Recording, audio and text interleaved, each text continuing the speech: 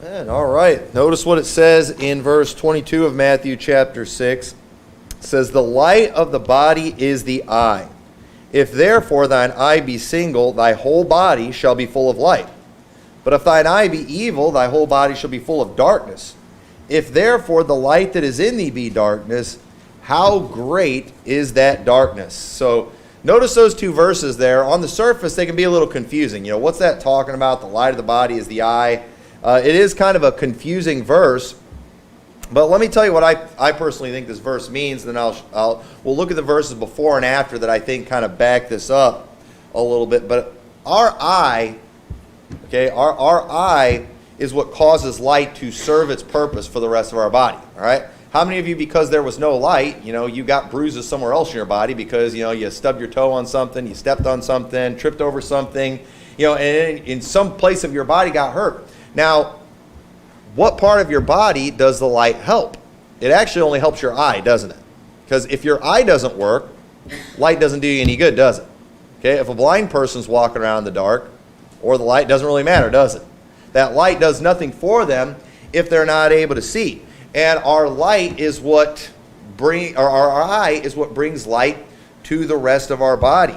And so if our light, okay, if what is supposed to bring light to our body is bringing darkness, then we have a real problem, don't we?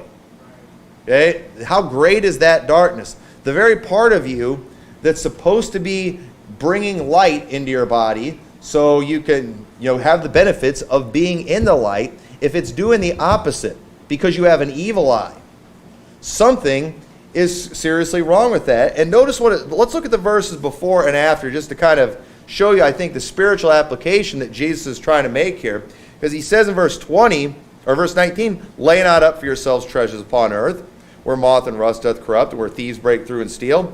But lay up for yourselves treasures in heaven, where neither moth nor rust doth corrupt, and where thieves do not break through nor steal. For where your treasure is, there will your heart be also." So often, as Christians, we often get torn between the things of the world and the things of God, don't we? And the truth is, we always are going to pick one over the other, whether we want to admit it or not. And that's why after verses 22 and 23, it says, "No man can serve two masters. For either you will hate the one and love the other, or else he will hold the one, despise the other. Ye cannot serve God and mammon." So I think what Jesus is trying to show us here is, we need to have a single mind or a single eye.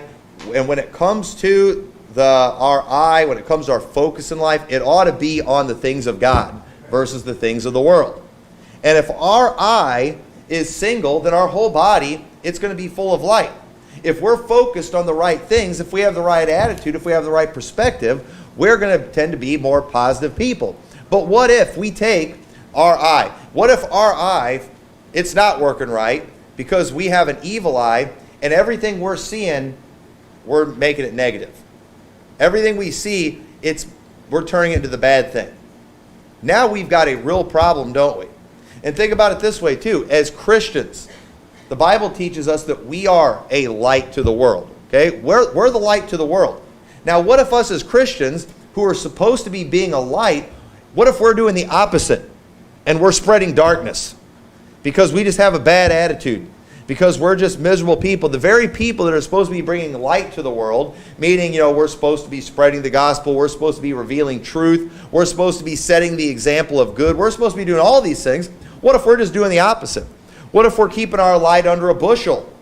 And the thing is, the world, whether they want to admit it or not, they're dependent on our light. They need our light.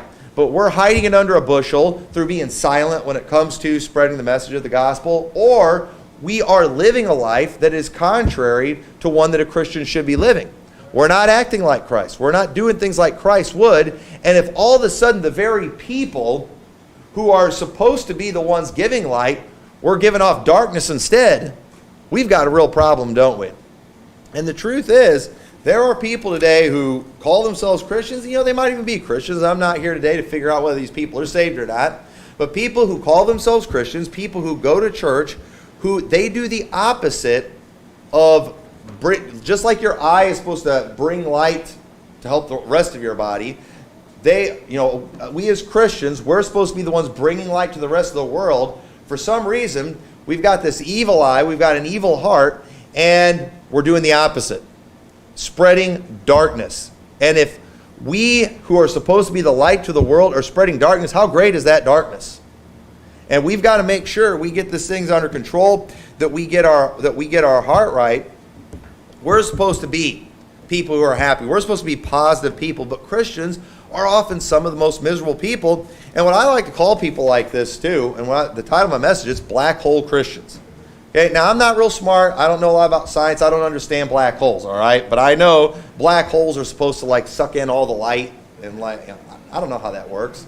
But I know it's supposed to be dark, and it's supposed to get rid of light, okay? Don't ask me to explain that to you after church. I've only heard about them, and I've been told only geniuses completely understand them, all right? I'll take their word for it, okay? But I will say this. I understand black hole Christians.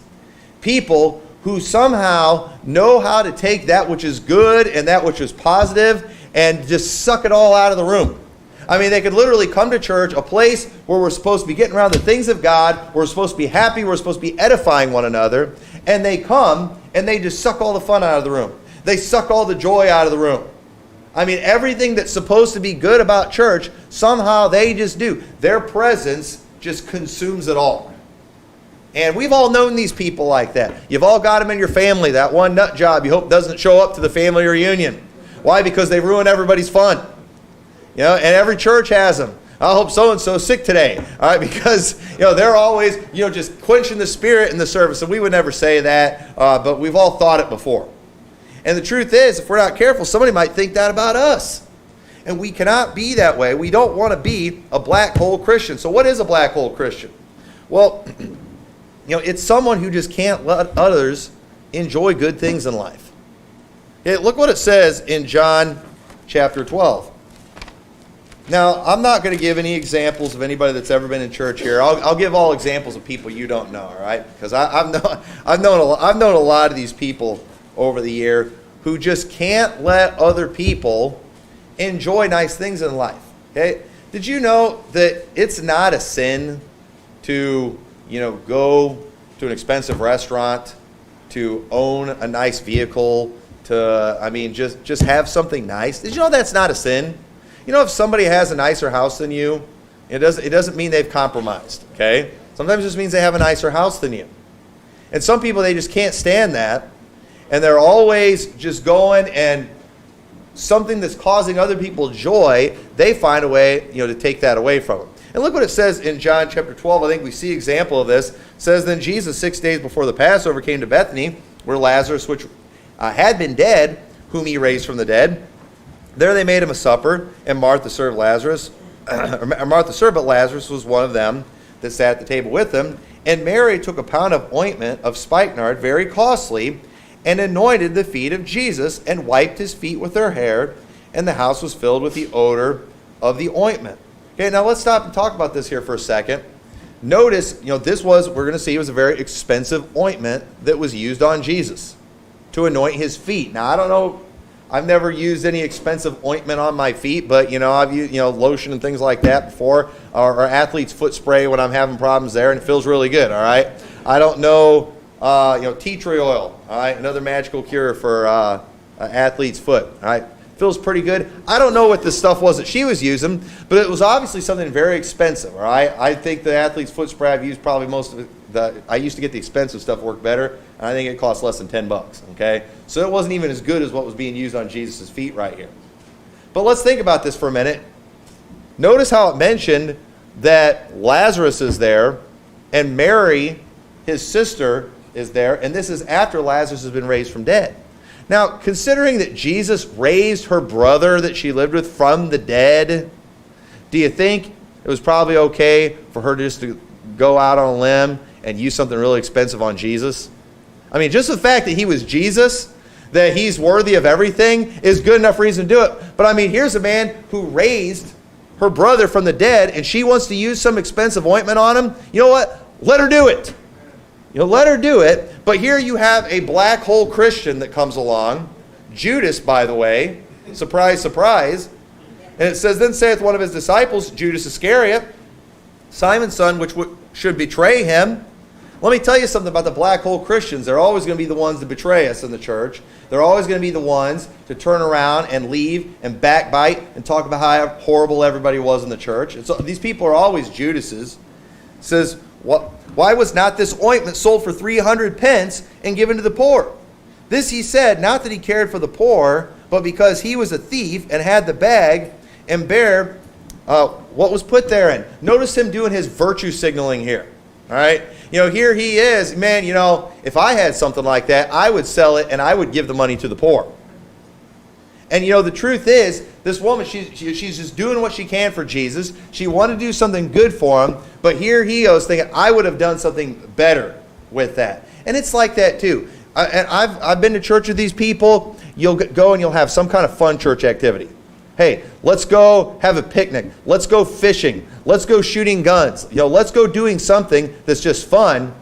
And then there's always that one person that shows up. And they want to talk about how, well, I wonder how many souls we would have won to Christ if we'd have went soul winning instead. Shut up. Okay, and it's not even that they care about souls. It's they want to show everyone how spiritual they are. Did you know we're allowed to have fun sometimes?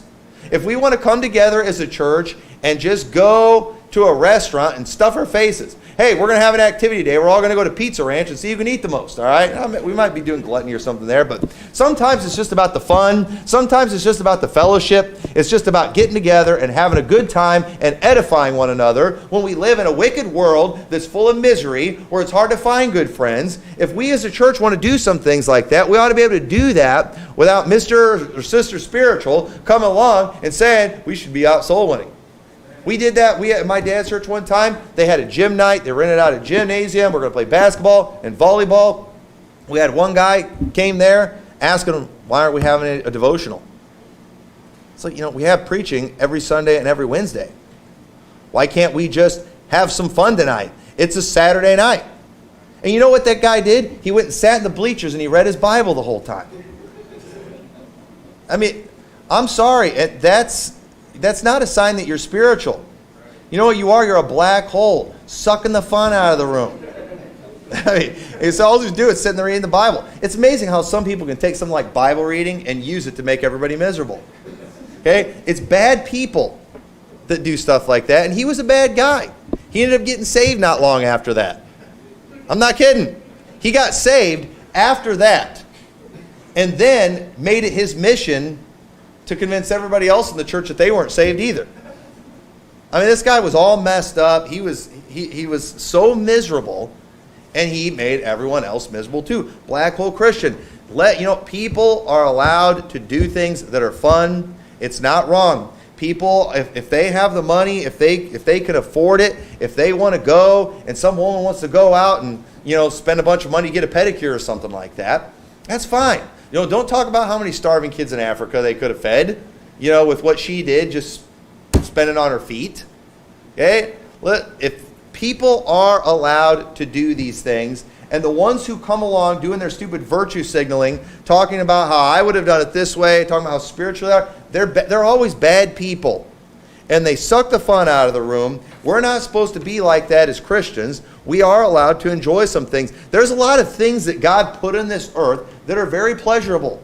There is a lot of wonderful food that is on this earth that tastes quite good. And if we just want to go every once in a while, and if somebody wants to spend some time just mixing all these wonderful things together in the perfect way to just make something that is extremely tasty, and then just have a time eating it, there's nothing wrong with enjoying God's creation. There is nothing wrong with people going out and enjoying nature and going on a hike and going on a picnic and going fishing and going hunting and all these wonderful things that we have. There's nothing wrong with that. And there's always spiritual things we can do, but the truth is, none of us can just go soul winning all the time. And yet that's all some people want to do. That's all some people want to talk about. And it's amazing how these people who would never do anything except go soul winning are often some of the most miserable people and don't have any friends. It's amazing how you win, all these people to Christ, yet you can't win one person to even be your friend. Why? Because they're miserable people. And the truth is, a lot of these good things they do, they're like the Pharisees. We'll look at some verses on this in a little bit. They do it to be seen of men. This is their way. It's their way of putting on a front. It's their way of making everybody think there's something really good. Like Judas Iscariot, they're trying to make everyone think there's something. It's a disguise. It's an act. It's not the real thing. And I guarantee you, during those 3 years that Judas traveled with Jesus, there were probably plenty of sightings of him doing good things. But it's clear he was always doing it for the wrong reason. He was putting on a show. He was the one that carried the bag. He was doing it for the money. And then as soon as things went south, he turned on Jesus so fast it wasn't even funny. He got his 30 pieces of silver and ran. And then he regretted, he ended up regretting it later and then just killing himself. He was just a horrible person. And that's how these people are. Judas's seeming concern for the poor, it was nothing more than virtue signaling. Just that practice of, expressing opinions that, it's supposed to demonstrate how wonderful you are. That's what it is. This is what I would do. This is our way of making a speech about how wonderful we are.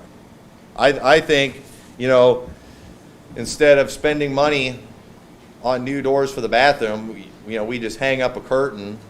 That provides privacy just as good, and use that extra money and go buy Bibles and give them to poor people in China. We're allowed to have nice doors in the church building, all right? Hey, in the temple in the Old Testament, that place was covered with gold, all right? So, if we could just deal with not, sitting in a warm building, we wouldn't have to spend as much money on electricity and air conditioners, and then we could send more money over to starving people, in Africa. Just stop it. Okay? It is not a sin to enjoy these things. And even Jesus, he let Mary take a very expensive bottle of ointment and pour it on his feet. And even let her, wipe it off with her hair. I don't fully understand the significance of that. I don't know if that was just kind of a way to honor him, or if maybe she was so poor she didn't have a towel. She just used her hair. And he still let her do that. Why? Because she wanted to. That was what she wanted to do. She wanted to give him that offering. He was the Lord. He was worthy of it.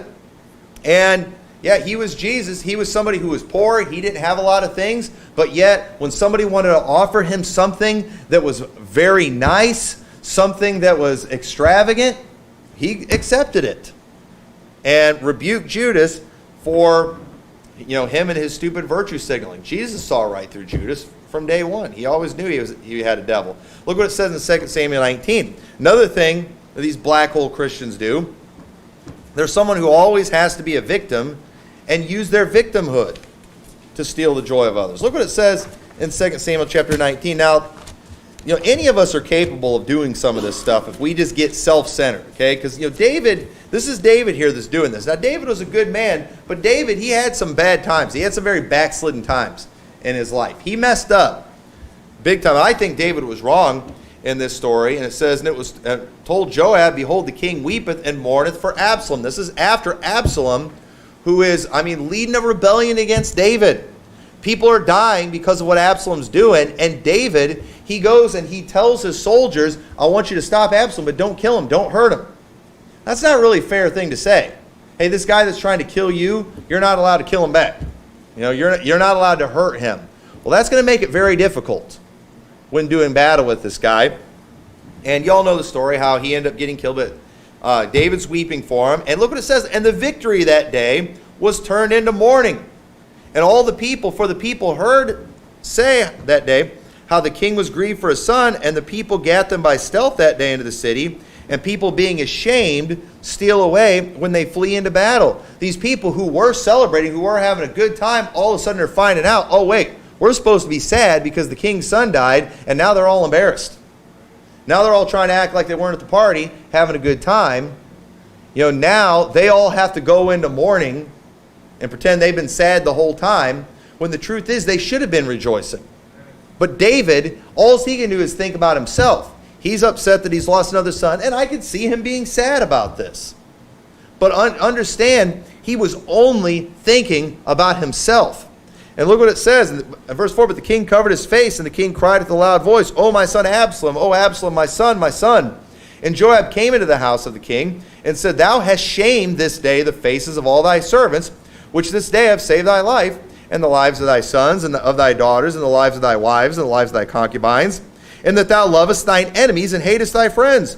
For thou hast declared this day that thou regardest neither princes nor servants. For this day I perceive that if Absalom had lived, and all we had died this day, then it had pleased thee well. Now therefore arise, go forth, and speak comfortably unto thy servants. For I swear by the Lord, if thou go not forth there will not tarry one with thee this night, and that will be worse unto thee than all the evil that befell thee from thy youth until now. Then the king arose and sat in the gate, and they told unto all the people, saying, Behold, the king does sit in the gate. And all the people came before the king, for Israel had fled, every man to his tent.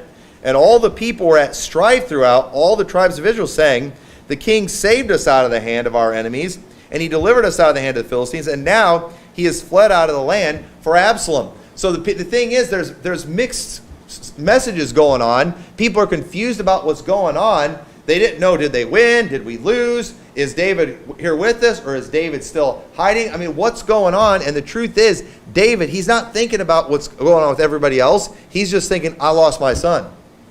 And Joab's telling him, you're hurting the kingdom by doing this. You can't do this. You're doing more damage. But David just couldn't get over the fact that he was having a bad day. And it should have been a day of joy in all of Israel, but David wouldn't let it be because of his loss. And say, how are Christians often like this? Well, I've known people like this before, where you can be having prayer requests and praise time during service. You'll have one person, they'll raise their hand, I want to praise the Lord. He helped us get a new vehicle. Got a new vehicle, nicest vehicle we've ever owned. We thank the Lord for it. And then you've got black hole Christian that's sitting in there. I need you to pray for me.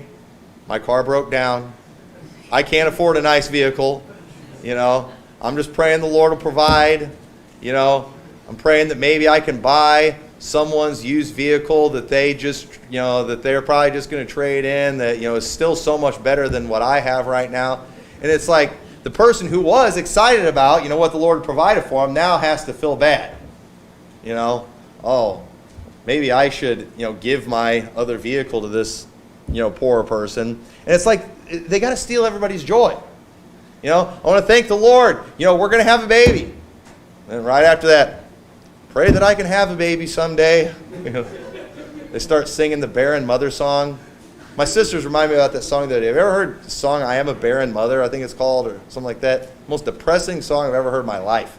I looked it up on YouTube, found it was like Stephen Annie Chapman, and it's about this woman singing about being a barren mother, and I was just like, who writes a song like that? It was just like, yeah, it was bad. I'm not going to sing it for you.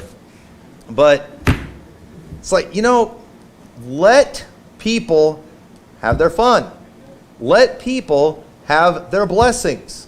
If somebody else, it's amazing how there's some people, you tell them about any good thing that happens in their life, and that's their cue to tell about some bad thing that happened in their life.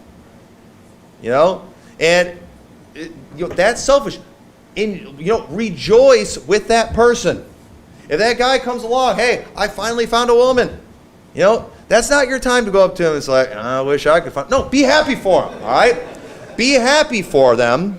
Let them. Rejoice with them. Stop just thinking about yourself. And it's just amazing how some people, they want to just carry their bad week into church with them. They want to make sure everybody can share in their bad week. And I understand we want to bear one another's burdens, but people are getting way too self-centered with some of these things. We're all going to have bad days, but we don't need to make sure everyone's miserable with us. If you go and you see people rejoicing and talking about some good thing, that is not your time to go and just throw a damper on it. Let it rejoice. Let the news, stall for a few days. All right, and some of you might have saw this, recently. I had posted some pictures online where when we were out in Oregon, just some beautiful places we were at, and just showing, hey, this is beautiful. And then somebody got on there and left a comment talking about how it was like hurting their heart seeing these because they were supposed to move out there, and then they got divorced, and then they're practically singing a country music song, and it was just like how painful it was to see these things, and I'm just like, oh, man, a part of me is like, man, I'm sorry I'm sharing this joy, but then a part of me is like, how was I supposed to know? How was I supposed to know that this horrible tragedy happened in your life that, is centered around this place in the world? So now it's like nobody's allowed to post anything about that online? How selfish is that? It'd be one thing, all right? It would be one thing if it was the opposite, all right? And somebody during prayer request, raises their hand and says, pray for me, I just got fired from my job. I don't know what the Lord's trying to tell me right now. I just got fired. And then we immediately afterwards, I just like to do a praise and say, I just got promoted at my job. I just got a, you can kind of do that in the opposite way too. Don't be that way. Be sensitive about stuff like that. We're not talking about those people. They just have to rub everything in. But, we're talking about the black hole people that just want to suck all the fun out. Don't do that, okay? And some people, they always want to be the victim. They've always got to be going through the biggest tragedy. They've always got to be having the hardest time. Anytime a good thing happens to somebody else, that is their opportunity to talk about how they've never had that good thing. Don't do that. You need to shut up about it. Let people enjoy themselves. Let them have their fun. You can't be self-centered like that. That is a very self-centered attitude. Judas Iscariot, when he was thinking about the poor, he was not thinking about the poor. He was thinking about himself.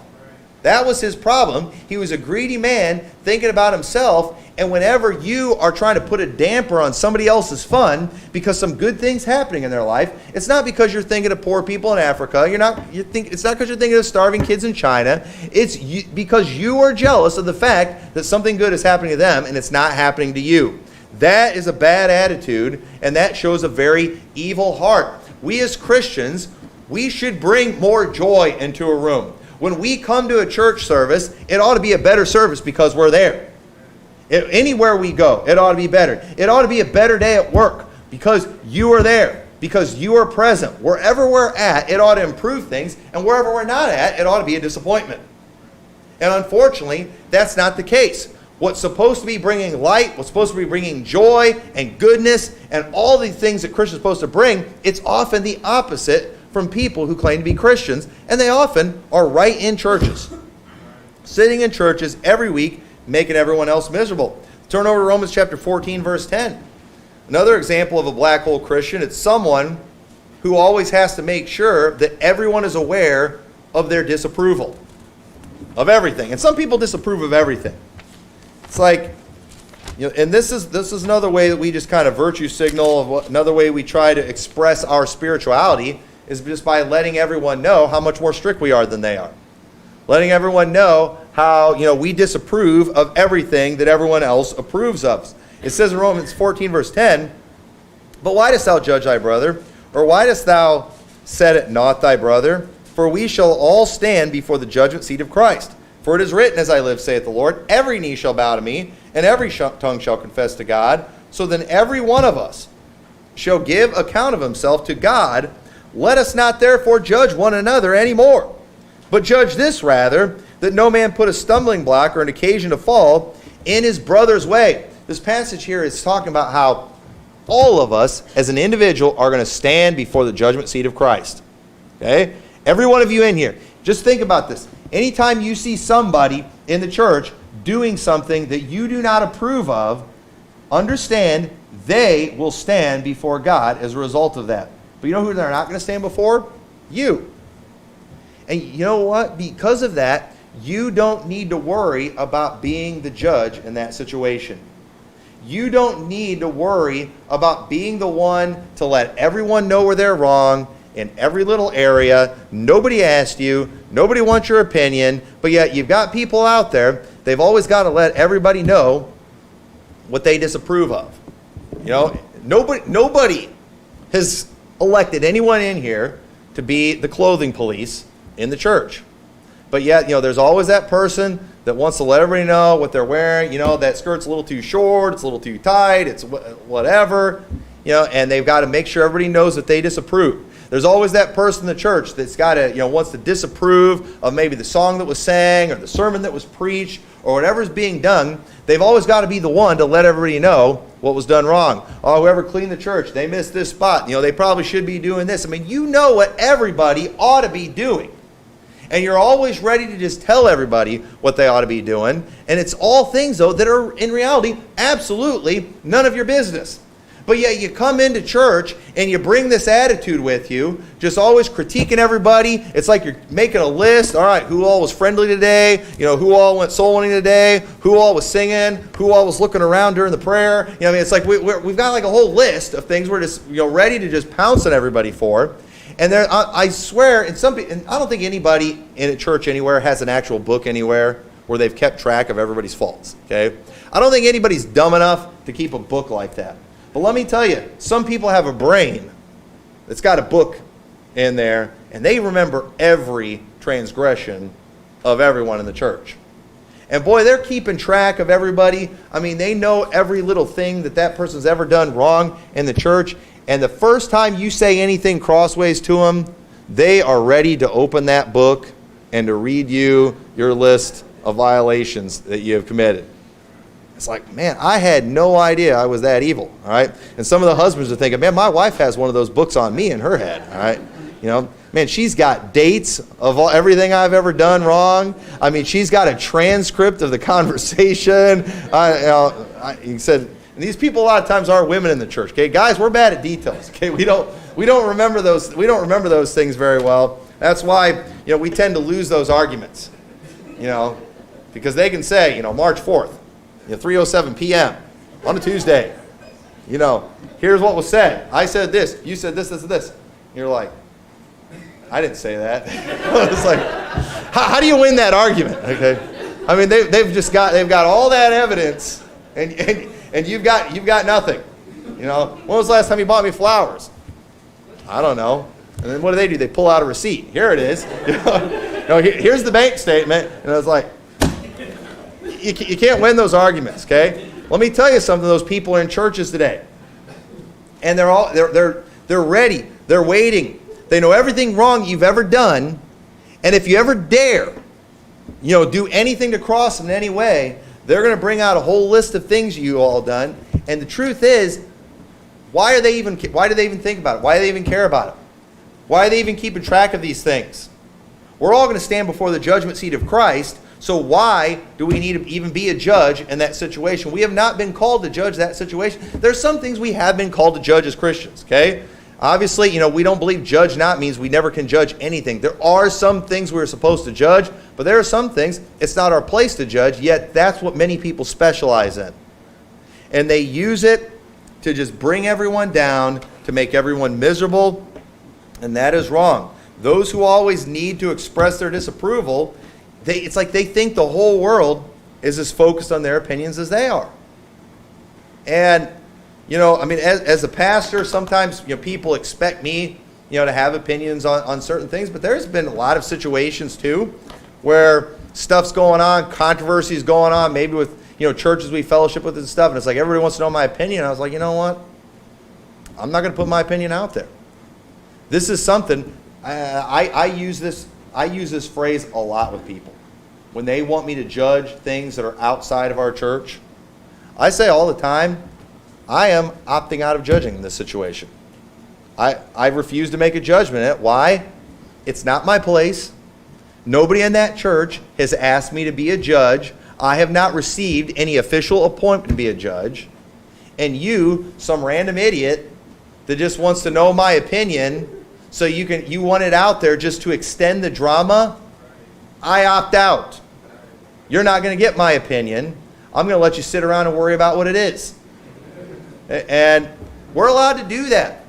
We are allowed in certain situations, if something's going on in somebody else's home in the church, something that you don't necessarily approve of, you don't like what they're watching on television, you don't like how they're dressing, you don't like where they're going, that you are allowed to say, this isn't my place, I'm not making a judgment. You're allowed to do that.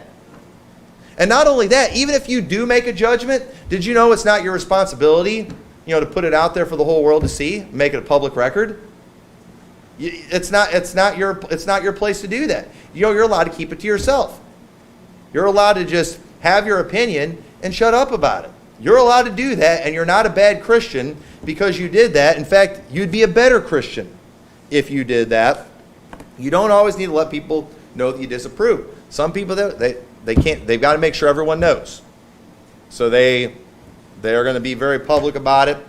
But I need to move on. But look at Matthew chapter 6, verse 16. Matthew 6, verse 16. Someone who's that black hole Christian, I kind of briefly touched on this a little earlier. They're that person, they've always got to make sure everyone knows they're having a bad day. Notice what it says in Matthew 6:16. Moreover, when ye fast, be not as the hypocrites. Okay, notice this. Keep this in mind here. Be not as the hypocrites. Okay, let's see what hypocrites do. Okay, be not as the hypocrites of a sad countenance. For they disfigure their faces, that they may appear unto men to fast. Verily I say unto you, they have their reward. But thou, when thou fastest, anoint thine head, and wash thy face, that thou appear not unto men to fast, but unto thy Father which is in secret, and thy Father which seeth in secret shall reward thee openly. You know what hypocrites do? When hypocrites are fasting, they've got to make sure that they look like they're fasting. You know, they're going to be doing what a lot of women do today when they're getting their picture taken. They suck their cheeks in to make their faces look smaller, you know, so they look skinnier. That's like a new thing I've been noticing on social media. It looks stupid. All right, but you know, it's like they've got to make themselves look like they're starving to death. It says they disfigure their faces, so they will appear to fast. The Bible says they're hypocrites for doing that. But notice what he says here. He said, if you're fasting, do what you can to appear that you're not fasting. You know, wash your face, anoint your head. You say, well, isn't that being a hypocrite? No, you're not trying to draw attention to yourself. All those things that they're doing to anoint themselves so they don't look like they're fasting, they're trying to avoid drawing attention themselves. And I've seen this with people before. It's like, you know, they have a knockdown drag out with their wife on the way to church, and it's like they got to bring it into the church too. We're going to go sit on opposite sides of the auditorium and, you know, all that kind of stuff, because we don't want to be hypocrites. Yeah, we're fighting. Yeah, we're not getting along. But at least we're not hypocrites about it and acting all lovey-dovey. Well, listen, I'm not telling you to come in holding hands and kissing and stuff like that. But, you know, if you have something private going on, it's okay to keep it private. Not everybody needs to know that you're having a hard time right now. It's okay for you to just be polite and not let people know what's going on. You don't need to bring it into the house of God with you. You don't need to make sure everyone notices. If you want to appear not to be fighting, I don't think you're sinning. Okay? So now if you're pretending that you're just still on your honeymoon, then yeah, that's wrong. But it's okay for you to just do things to not draw attention to yourself. And that's what Jesus is telling them here. When you're fasting, don't make a big deal about it, all right? If you all are fasting here in the church, that's not your time to come crawling into the church saying, I'm starving to death, but I'm not going to miss church, you know? Don't do that, okay? If it's that bad, you know, that you're literally crawling, you might want to just stay home, okay? You're sick, okay? You're too sick to be coming to church when you have to crawl into the church. And I've seen that before too. People, when they come to church, are having a back pain or something like that, and are literally laying on the platform. Literally laying on the platform after church, rolling around in agony. I'm not lying. You can ask my wife about that after service. Another time, a lady literally outside the church. Okay, now why would you do that on the platform? Okay, so everybody can see. All right, that's why. Okay, now another time, after service goes, everybody goes out this one entrance. You know, so it'd be like going out here. It wasn't here. And she's literally on the ground, just laying out. And I got to be careful. I can't give too many details about these things, you know, personal stuff and everything. But I mean, was putting on a show. Because she had this medical condition that she was diagnosed by a veterinarian with. I'm not lying. Folks, all kinds come through churches, let me tell you. all kinds. And it's like everyone, man, if you're that bad, it's time to go home. Why would you sit out right by the main entrance, laying out there like that? If I'm sick, I want to go home, I want to get in my bed, and I want to hide under the covers. I don't want anybody to see me. But some people, they want to make sure everybody sees it. And so, yeah, they're going to come to church when they're sick that day. They'll throw up all over the auditorium if they have to. I'm not missing church even though I'm sick. You know, brother so-and-so, he's not here because he had a hangnail today, but I'm going to vomit all over the backs of the people sitting in front of me. Okay? You're not a good Christian when you do that. You know what you do? You make everyone miserable. And you do make everyone miserable when you're vomiting all over everybody. That's just a bad thing to do. Don't do that. Not everybody needs to know you're having a bad day. It's not being a hypocrite. It's being polite. But listen, we could go on and on with different ways people suck the joy out of the room. But I think you get the point. I think you get the point. I could tell you so many funny stories. I can give you a lot of examples of these people. You know, they're the Debbie Downers. We know all the names of these people. But we as Christians, we're supposed to spread light and joy. Just like that eye is what's supposed to give light to the whole body. And it's bad if that light is not doing that. It's doing opposite. When we as God's people, who are supposed to be spreading light to the world, who are supposed to be spreading joy and good things, when we're doing the opposite, we've got a big problem. That is a bad, bad thing. We cannot let that happen. And so when we go sowing, we're supposed to be spreading the good news, yet some people figured out how to make it bad news. Ray Comfort. What does he do? He just goes out and makes everybody feel bad. That's not the way, that's not spreading good news. And the Bible says, let nothing be done through strife or vainglory, but in lowliness of mind, let each esteem other better than themselves. Look not every man on his own things, but every man also on the things of others. We're supposed to be thinking about others when we come to church all the time. And some harsh truths, all right? I'm going to get this out and I'm done. We live in a world that is void of love, kindness, and people are desiring it more than ever. It's hard to find good friendships. It's hard to find those who are spreading joy. And the truth is, if you don't have friends, it's nobody's fault but yourself. It's because you are that person that sucks the joy out of the room. That's what you do. Maybe nobody's calling you because you never help them. You're always the one calling and asking for help. You're always the one, that's just making everything about you. Some people, you don't even want to tell them your good news because they will turn it around and make you feel bad about it. Except if you never get invited to anything, maybe it's because you don't make the event better with your presence. They're trying to have a party, not a funeral. So they're not going to invite you because you're going to bring everybody down. Well, man that hath friends must show himself friendly. And in a world where people want friends, they want love more than ever, then if you are a loving, friendly person, you ought to be more popular than ever. Yet a lot of people are sitting around today wondering why they're lonely and miserable. Hopefully this will help you. This may be part of the problem, and we need to be light spreaders. We don't want to be black holes. If somebody wants to explain what a black hole, how that works to me after the service, it'll probably go over my head, but I think you all get the point with that. So don't be that way as a Christian. So let's pray. Dear Lord, we thank you so much for your word. We thank you for all the good things that you give us. Lord, help us to be light spreaders. Lord, help us not to go around ruining joy, but help us to be spreading joy. Help us to be a positive influence in our society. Help us to be the kind of people that others want to be around because we promote good. And I just pray you'll just bless everyone as they go their separate ways this week and help us to just take these things we learn and put them into practice in our life. In your name we pray. Amen. Let's go.